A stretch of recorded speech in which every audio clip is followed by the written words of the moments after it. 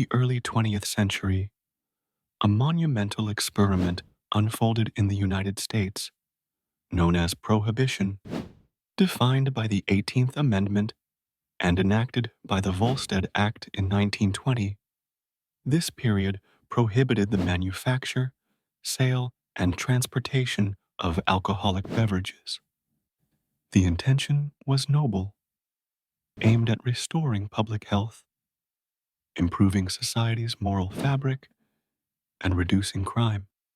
Yet, the outcome was notably paradoxical. This bold move reshaped American society, escalating crime rates and leaving a lasting impact on culture and law enforcement.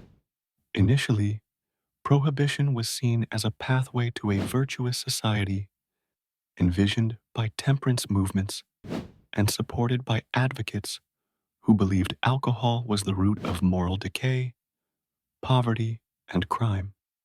By banning alcohol, they believed crime would plummet and societal ills would diminish. However, the reality diverged dramatically from the vision. Rather than eradicating crime, prohibition created a fertile ground for criminal enterprises to flourish.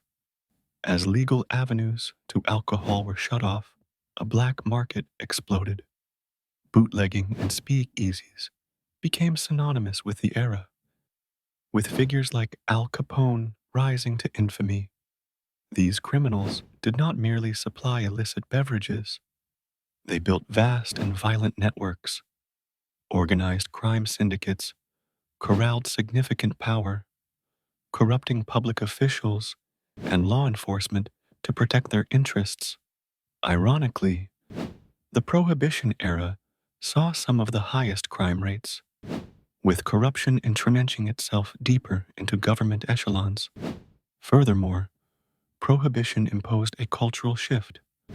While intended to cleanse and purify society, it inadvertently became a symbol of rebellion. The speakeasy culture emerged, characterized by jazz, flappers, and a general defiance of authority. Rather than uniting Americans in moral sobriety, it fostered a division. A large segment of the population, opposed to prohibition, chose to flout the law openly, making criminals of ordinary citizens. This not only weakened respect for legal institutions, but also highlighted a significant ideological divide. Moreover, the enforcement of prohibition presented a daunting challenge. The lack of resources and personnel rendered the task implausible, as vast coastlines and extensive borders proved impossible to police effectively. This failure underscored weaknesses in the American law enforcement system, pushing the government towards reforms and laying the groundwork for modernizing police forces and judicial methods in the subsequent decades.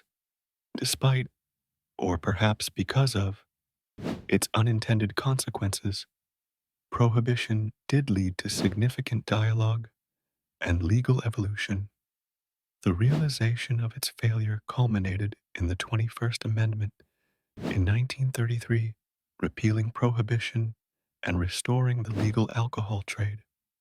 This retraction did more than legalize alcohol. It served as a sobering reminder of the limits of legislation on deeply ingrained social habits.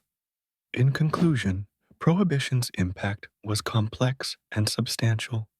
It highlighted the intricacies of legislating morality and exposed the potential for adverse consequences when government actions diverge from public will. Beyond its immediate effects on crime and society, it prompted critical reflections on personal freedom, governance, and the balance between public good and individual rights. As history often teaches, the path to improvement is rarely straightforward, marked by lessons learned through the challenges and missteps of ambitious undertakings.